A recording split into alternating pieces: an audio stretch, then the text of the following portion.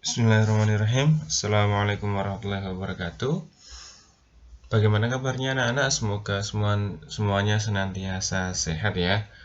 Pada kesempatan kali ini kita akan melanjutkan pembahasan kita di materi komposisi fungsi pada mata pelajaran matematika wajib kelas 10 ya. Oke. Komposisi fungsi setelah kemarin kita sebelumnya membahas tentang operasi hitung ya, seperti berikut ya. Nah, ini contoh yang saya munculkan pada pertemuan sebelumnya seperti itu. Bagaimana proses menghitung dari fungsi-fungsi yang ada ini seperti itu, seperti F ditambah G, F dikurangi G, F kali G, dan F dibagi dengan G. Nah, apabila ada yang belum paham bisa disimak di video sebelumnya ya.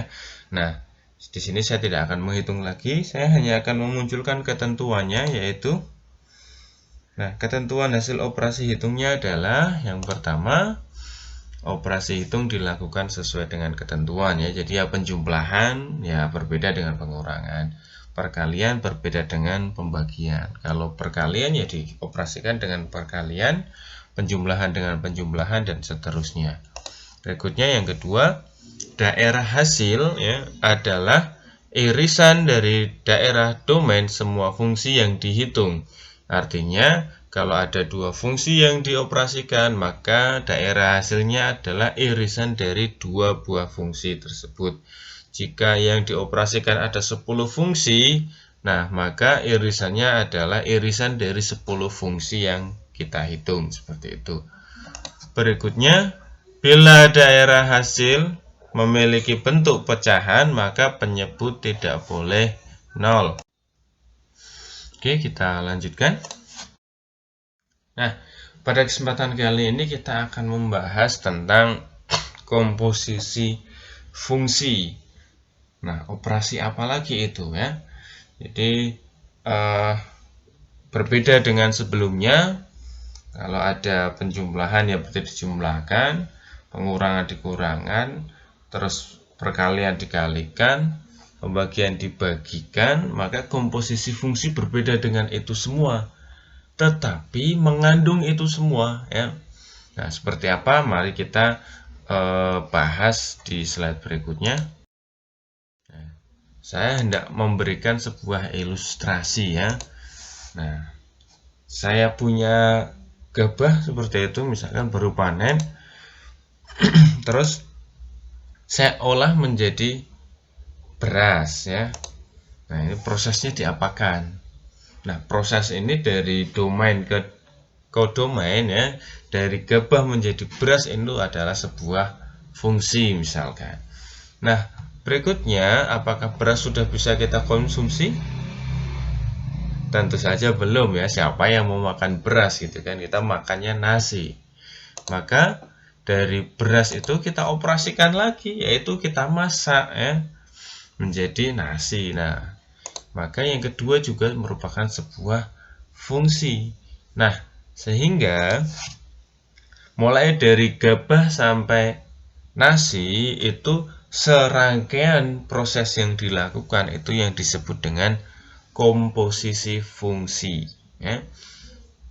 Jadi dia tidak bisa dibolak-balik gitu kan, harus berurutan. Nah, apakah gabah direbus terus tiba-tiba berubah jadi nasi? Kan tidak.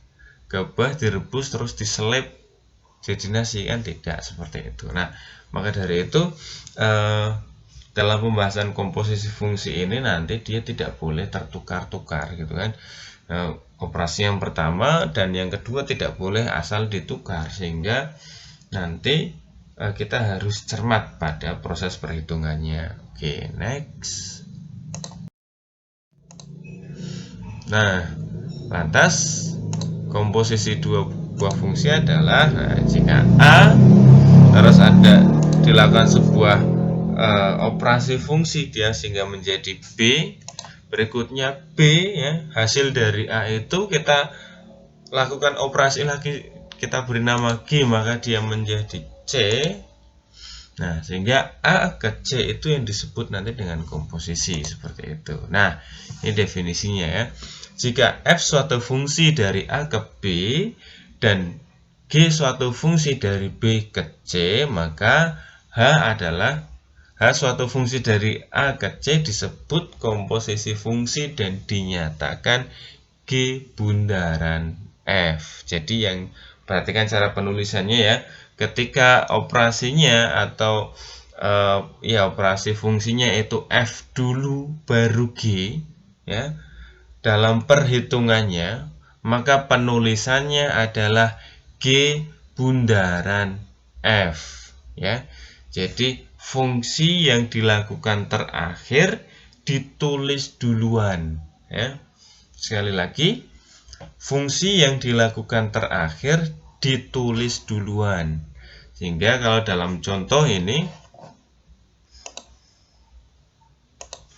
dari A ya dioperasikan ke B itu disebut fungsi F dan B ke C disebut fungsi G, maka komposisinya ditulis G bundaran F seperti itu ya. Nah, sehingga kita harus berhati-hati karena di sini nanti butuh ketelitian. Nah, misalkan ini H, terus berikutnya H itu didefinisikan sebagai G bundaran F dengan perhitungannya, atau bisa juga ditulis di sebelah kanannya yaitu G kurung buka fungsi F ini ya, G kurung buka fungsi F. Kalau yang tengah ini dia dibaca G bundaran F seperti itu. Nah, maka perhatikan dalam proses nanti penulisannya dan perhitungannya ya. Oke, untuk lebih jelasnya bagaimana nanti proses menghitungnya, sebenarnya komposisi itu diapakan, yuk kita simak slide berikutnya. Nah, saya sudah punya soal nih. Diketahui fungsi dari bilangan real ke bilangan real ya dengan operasinya yaitu 4x min 1 pada F dan x kuadrat plus 2 pada G. Maka tentukan G bundaran F dan F bundaran G, serta yang kedua G bundaran F untuk x-nya bernilai 2 dan F bundaran G pada saat x-nya bernilai 2, seperti itu. Nah, kita akan kerjakan, sudah saya singgung tadi di awal, bagaimana jika prosesnya itu disusun ulang. Seperti tadi ilustrasinya, beras dari gabah menjadi nasi. Kira-kira kalau urutan prosesnya dibolak-balik bagaimana? Nah, itu nanti yang akan kita coba buktikan apakah G bundaran F sama dengan F bundaran G. Yuk kita bahas. Yang pertama, G bundaran F bisa kita tulis seperti itu ya, yaitu G kurung buka F, maka F-nya kita gantikan dengan nilai fungsinya yaitu 4x min 1, terus nanti kita substitusikan ke fungsi G. Nah, fungsi G-nya adalah x kuadrat plus 2, maka setiap x pada fungsi ketika disubstitusikan fungsi lainnya dia berubah nilainya seperti dia menggantikan x dengan fungsi yang disubstitusikan, sehingga yang tadinya gx-nya adalah x kuadrat plus 2, dia berubah x-nya menjadi fungsi f ya, fungsi f yang besarnya yaitu 4x min 1, sehingga dalam proses pengerjaannya 4x min 1 dikuadratkan, maka menghasilkan 16x kuadrat dikurangi 8x ditambah 1 ditambah dengan 2. Kita sederhanakan perhitungannya, maka dia menjadi 16x kuadrat min 8x plus 3. Nah, oke, ini pembahasan untuk G bundaran F. Berikutnya F bundaran G ya. Dia penulisannya adalah mensubstitusikan G ke dalam F ya. Kalau tadi G bundaran F F disubstitusikan ke dalam G. Kalau F bundaran G, maka G disubstitusikan ke dalam fungsi F. Nah, penulisan seperti ini ya. Jadi F kurung buka, nilai G-nya yang kita masukkan, yaitu X kuadrat plus 2. Nah, kalau sudah, berikutnya gantian. Kita substitusikan kepada fungsi F-nya. Fungsi F-nya adalah 4X min 1, maka X-nya kita ganti dengan fungsi G, yaitu X kuadrat plus 2, maka menjadi 4 kurung buka X kuadrat plus 2 min 1. Nah, terus berikutnya lakukan operasi hitung ya, distributif seperti ini kalau bentuknya, maka menjadi 4X kuadrat plus 8. 8-nya dari mana? Dari 4 yang dikalikan dengan 2. Jadi membongkar tanda kurung sifat distributif ini, dia adalah mengalihkan bagian bilangan di luarnya, yaitu 4 pada soal ini, ke setiap komponen pada yang ada di dalam kurung seperti itu, yaitu X kuadrat dan 2. Oke, kita lanjut. Nah, kita lanjut perhitungannya. 8 dikurangi 1 bisa kita hitung, yaitu 7. Nah, dari sini kita bisa menyimpulkan, ya kan, kalau G bundaran F berbeda dengan F bundaran G. Jadi kita perlu hati-hati dalam proses perhitungannya. Kalau dibalik tidak lantas hasilnya tetap sama seperti itu.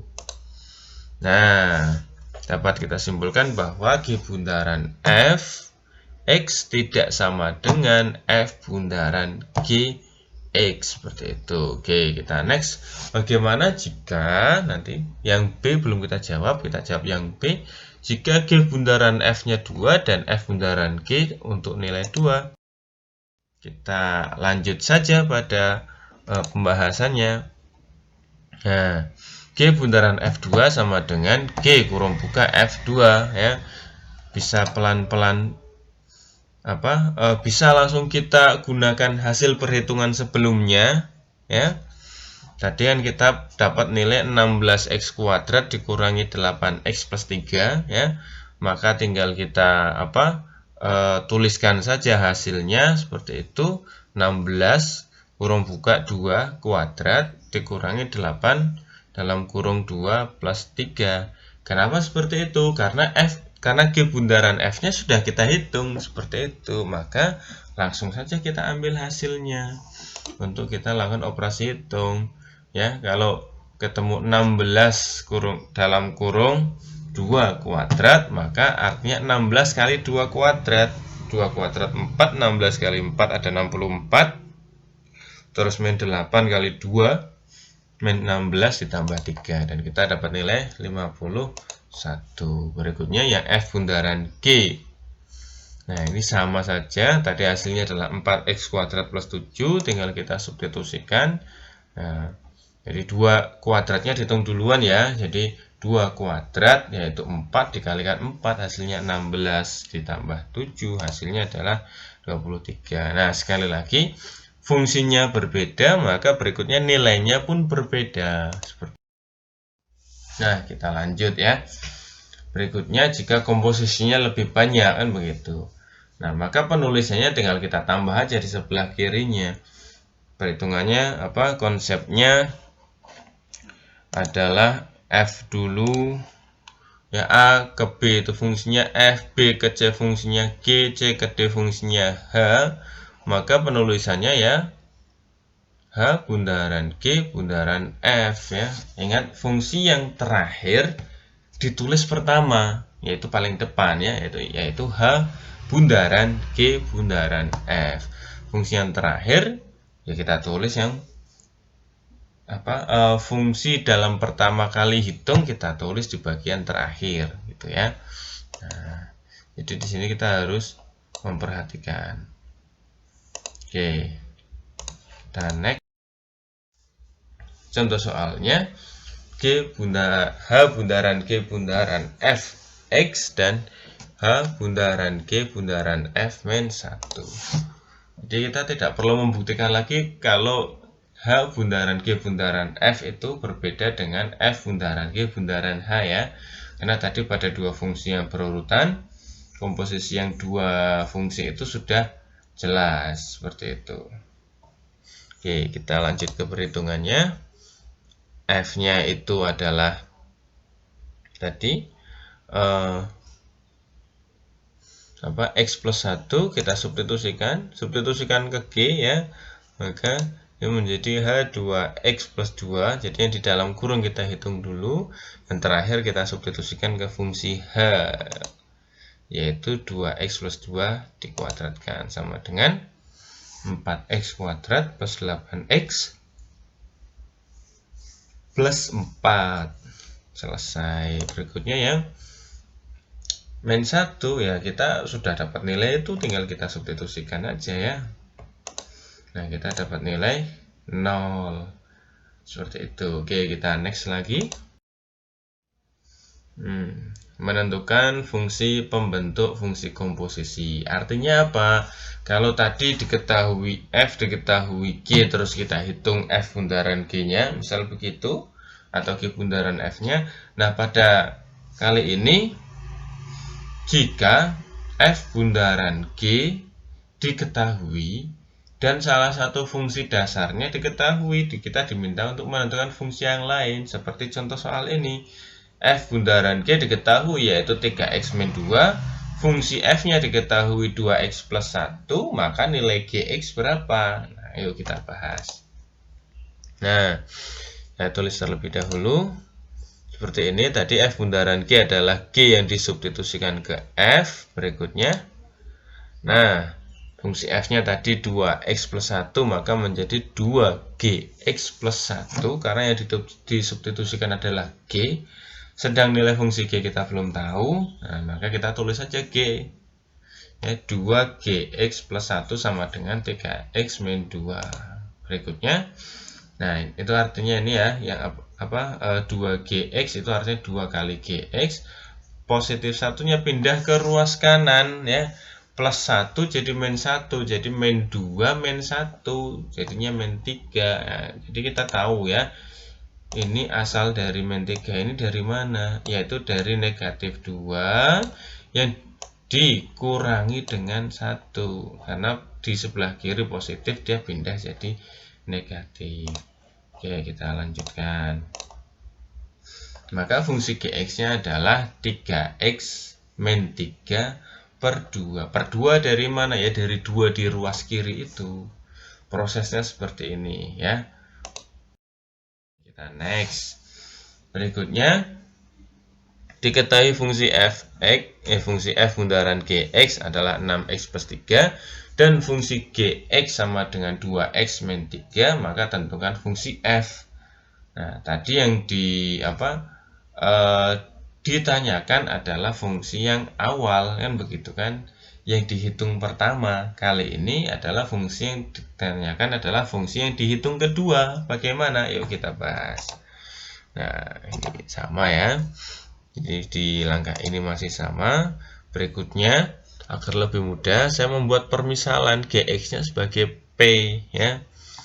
P-nya maka nilainya adalah 2X min 3 ya, nilai GX-nya. Berikutnya, cari nilainya. 2X sama dengan P plus 3, karena min 3 di sebelah kiri pindah ruas jadi plus.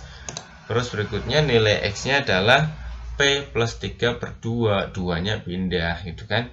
Nah, yuk terus berikutnya. Nah, GX-nya nanti saya ganti dengan P, dan X-nya saya ganti dengan P plus 3 per 2. Maka bentuknya berubah menjadi FP sama dengan 2 kali X-nya tadi diganti dengan P plus 3 per 2 plus 3. Oke, kita lanjutkan perhitungannya. Nah, 6 dengan 2, maka bisa kita sederhanakan ya. Dibagi 6 bagi 2 kan hasilnya 3. Maka yang di dalam kurung itu penyebutnya itu hilang karena sudah disederhanakan dengan 6. Angka 6 ini yang di luar itu berarti berubah menjadi 3 karena sudah dibagi dengan 2. Oke, kita next lagi. Kita buka kurungnya ya, jadi 3P plus 9 plus 3 ya, maka menjadi P plus 12. Sudah bentuknya FP sama dengan 3P plus 12, maka berikutnya kita tinggal rubah P-nya menjadi X, sudah gitu aja selesai. Jadi Fx-nya sama dengan 3X plus 12. Ini cara yang pertama. Nah, cara yang kedua bagaimana? Yuk kita bahas. Cara yang kedua adalah, ini masih sama ya. Terus Gx-nya adalah 2X min 3. Terus berikutnya Fx-nya. Nah, di sini ini yang kita harus garis bawahi ya. Jadi 6X plus 3 itu bentuknya saya rubah menjadi 6X min 9 plus 12. Kan min 9 plus 12 hasilnya sama-sama plus 3 kan. Nah, jadi bentuknya saya rubah tapi nilainya saya tidak. Kenapa dirubah seperti itu? Untuk mencari nanti yang bentuknya mirip-mirip dengan 2X min 3 ya. Nah, mana yang mirip? Yaitu 6X min 9 yang nantinya itu bisa kita sederhanakan menjadi, nah, jadi 6X min 9-nya berubah menjadi 3 kali kurung buka 2X min 3. Nah, 3-nya dari mana? Dari faktor yang sama antara 6 dan 9. Nah, 6 kalau kita ambil 3-nya maka dia sisa 2 ya. Sini. 6 kalau kita ambil salah satu faktornya 3 yaitu maka sisa 2 kan, 3 kali 2 sama dengan 6. Berikutnya min 9 itu salah satu faktornya 3, saya ambil, saya keluarkan, maka dia menjadi min 3 di dalamnya.